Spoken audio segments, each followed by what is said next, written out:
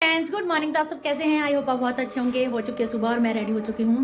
मैंने पहनी आज ये येलो साड़ी, ये मेरी मम्मी की साड़ी है और आज मैंने ये वाली साड़ी पहनी। देखो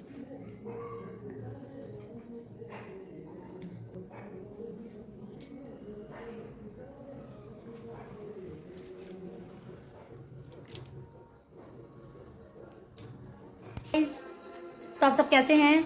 मैं सिर्फ ये इतना कहना चाह रही थी कि मैं लाइव आना चाह रही थी कि आप सब बताइए कि मैं लाइव आऊँ या ना आऊँ, और आऊँ तो किस टाइम पे आऊँ, क्योंकि मैं चाहती हूँ कि मैं एक बार लाइव आऊँ। फर्स्ट लाइव होगा मेरा, मैं कभी लाइव नहीं आई उससे पहले।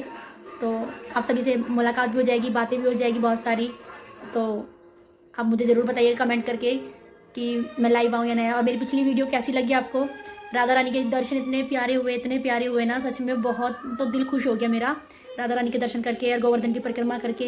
हालांकि गोवर्धन की परिक्रमा हमने पैदल नहीं करी थी, हमने रिक्शे से करी थी, क्योंकि मेरी मम्मी की तबीयत थोड़ी ऐसी रहती है, वो नहीं चल सकती इतना। पहले तो करती थी लेकिन अब नहीं कर पाती हैं, तो इसी वजह से। तो आप बताइएगा कि आपको मेरा वीडियो कैसा लगा। सच में इतनी भीड़ थी, राधाष्टमी थी क्योंकि, इसलिए वैसे तो नहीं होती है, मम्मी बता रही थी, क्योंकि मैं बहुत छोटेपन में गई थी। उसके बाद अब गई हूँ प्रॉपर अच्छी तरीके से। एक बार और गई थी बीच में, लेकिन मैं पूरा अच्छी तरीके से मैं दर्शन नहीं कर पाई थी।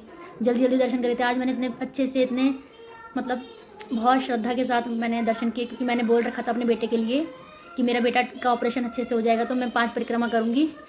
जब भी मैं दोबारा जाऊँगी फिर मैं आपको फिर दोबारा से वहाँ का माहौल दिखाऊँगी, अच्छा सा नज़ारा दिखाऊँगी, राधा रानी के दर्शन करवाऊँगी आपको भी। तो बने रहिए मेरे साथ लाइव, मतलब व्लॉग में। आपको मेरे व्लॉग कैसे लगते हैं तो उसी तरीके से आप शेयर भी कीजिए मेरी वीडियोस, लाइक कीजिए, कमेंट कीजिए, और प्लीज़ अच्छे कमेंट कीजिए। ऐसे मतलब गंदे कमेंट मत करिएगा, मैं क्योंकि कोई गंदे व्लॉग नहीं बनाती हूँ। तो आप सब सपोर्ट कीजिए, आपके सपोर्ट के बिना तो मैं नहीं बढ़ सकती आगे। मैं भी चाहती हूँ, पहले मैं भी जॉब करने की सोच रही थी, लेकिन मैं अपने बेटे के कारण मैं जॉब नहीं कर सकती हूँ। तो मैंने घर में खाली पड़े मैं सोचती हूँ कि मैं कुछ ना कुछ अपनी लाइफ में अपने लिए कुछ करूँ, फैमिली के लिए करूँ, बच्चों के लिए करूँ। और बस यही सपना है मेरा। तो मेरी छोटी फैमिली है, बस उन्हीं की खुशियाँ चाहिए मुझे, और तो कुछ नहीं चाहिए मुझे बस। तो इसलिए मैं चाहती हूँ कि मैं आगे बढ़ूँ और इनके लिए कुछ ना कुछ तो ज़रूर करूँ। चलते हैं, फिर मैं आपको मिलती हूँ थोड़ी देर के बाद। उसके बाद मैंने फटाफट से ना मेहंदी भिगो रखी थी, मम्मी ने भिगो दी थी, तो उसके बाद मम्मी को तो मैंने लगाई दी थी। उसके बाद मेरी बारी आ गई थी लगवाने की, क्योंकि मेरे बालों में ना बहुत ज़्यादा झड़ रहे थे और बहुत ज़्यादा थिन हो गए थे। तो किसी ने बताया था कि मेहंदी लगवा लो, मम्मी भी कह रही थी कि लगवा ले, अच्छे हो जाएंगे बाल। उसके बाद मैंने चेंज कर लिया फटाफट से। मुझे जाना पड़ा हस्बैंड के साथ किलंगा, क्योंकि मेरी तबीयत ज़्यादा ख़राब हो गई थी, बैक में ज़्यादा पेन हो रहा था। तो फिर हम किलंगा के लिए निकल गए थे। एक्चुअली क्या था, मेरे नेबर ने बताया था मुझे कि आप किलंगा चले जाओ, एक गांव पड़ता है किलंगा, वहाँ पर गई जब, जहाँ की कोई देसी वैद्य है वहाँ पर, तो वो इलाज करते हैं। उसके बाद ये कनेर के बहुत सारे पेड़ पड़े थे और फिर मैंने एक पौधा तोड़ लिया था। बहुत अच्छा, 1-2 किलोमीटर के रास्ते में यहाँ पे सारे में कनेर थे, जाके मैंने यहाँ से तोड़ करके भी ले गई थी अपने घर पे एक पौधा। और यहाँ पे मैं बैठ गई थी, थोड़ा सा रेस्ट कर लिया था, क्योंकि हम कम से कम 30-40 किलोमीटर चल के आ चुके थे, कमर की बैंड बच चुकी थी बहुत ज़्यादा।